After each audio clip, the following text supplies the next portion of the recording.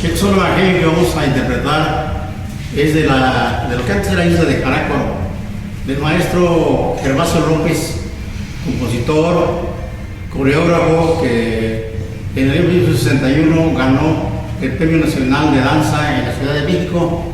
De él, ese solo evangelio que le puso él por nombre El Caballito. Ojalá y que les guste de Gervasio López, de lo que antes era la isla de Carácuaro.